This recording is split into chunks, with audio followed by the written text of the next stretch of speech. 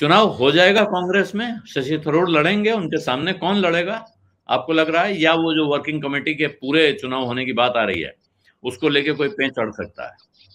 नहीं, पेच तो अभी भी लड़ा हुआ है। एक तरह से शशि थरूर का जिस आर्टिकल के बाद ये संभावनाएं जगी है कि वो चुनाव लड़ेंगे, ये पार्टी में बहुत सारे लोगों के लिए सरप्राइजिंग है, क्योंकि कोई ये सोच नहीं रहा था कि शशि थरूर जैसा आदमी ये बात दावा कर सकता है।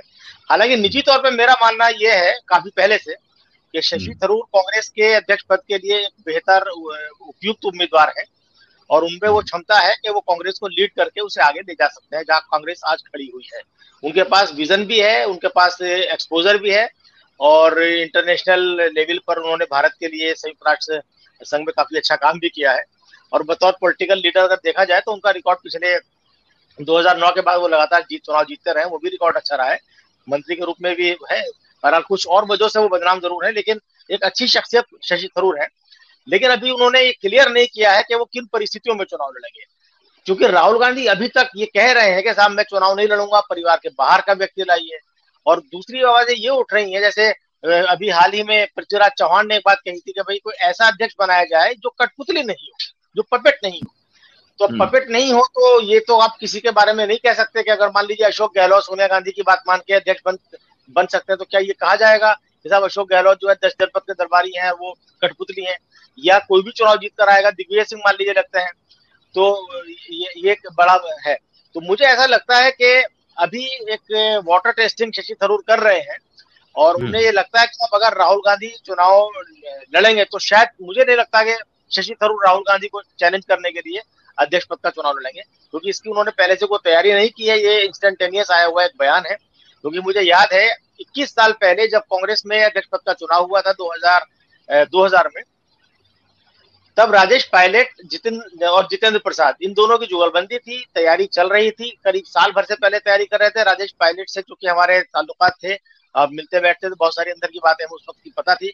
ये माधवराव सिंधिया को भी अपने साथ मिलाना चाहते थे, लेकिन तब माधवराव सिंधिया परिवार के एकदम सबसे ज्यादा वफादार हो गए थे, और उस वक्त राजेश पायलट चुनाव लड़ने की तैयारी कर रहे थे, इसलिए वो देश भर का दौरा कर रहे थे। कई दौरों पर हम उनके साथ गए थे कवरेज करने के लिए। लेकिन दुर्भाग्यपूर्ण तरीके से 2000 जून में ही उनकी कार दुर्घटना में उनका देहांत हो गया। उसके बाद ये जिम्मेदारी जितेंद्र प्रसाद ने संभाली। तो आज कोई ऐसा नेता कांग्रेस का चुनाव लड़ने की तैयारी करता हुआ दिख नहीं रहा है, ये बड़ी हैरानी की बात है। और कांग्रेस में जो डेलीगेट्स की लिस्ट बनाई गई है उस पर खुद सवाल उठ रहे हैं। गुलाम नबी आजाद ने उसके ऊपर सवाल उठाए, आनंद शर्मा ने उसके ऊपर सवाल उठाए, और भी कई नेता दबी जवाब में सवाल उठा रहे हैं। हालांकि हर पार्टी में इसी तरह के डेलीगेट बनते हैं। मुझे बहुत अच्छी तरह याद है 2002 में जब कांग्रेस के प्रभारी उत्तर प्रदेश के गुलाम नबी आजाद थे, 25 सीटें कांग्रेस को मिली थी, तो तब मैंने एक स्टोरी की थी। उससे पहले कैंपेन चला था कांग्रेस का सदस्यता अभियान, तो कुछ जिलों में कांग्रेस को मिले वोटों की संख्या वहां कांग्रेस के सदस्यों की संख्या से कम थे। तो इसका मतलब फर्जी सदस्य बनाए गए थे। तो इस तरह की चीजें हर पार्टी में चलती है। लेकिन कांग्रेस में जो अभी होने जा रहा है, अगर राहुल गांधी चुनाव नहीं लड़ते हैं तो कौन चुनाव लड़ेगा, ये एक बड़ा सवाल है। कोई लड़ेगा भी या नहीं लड़ेगा, हो सकता है कोई चुनाव पर्चा दाखिल ही ना करे और चुनाव फिर आगे खिसक जाए, ये भी तो हो सकता है, क्योंकि अभी तक किसी नेता की तैयारी दिखती नहीं है।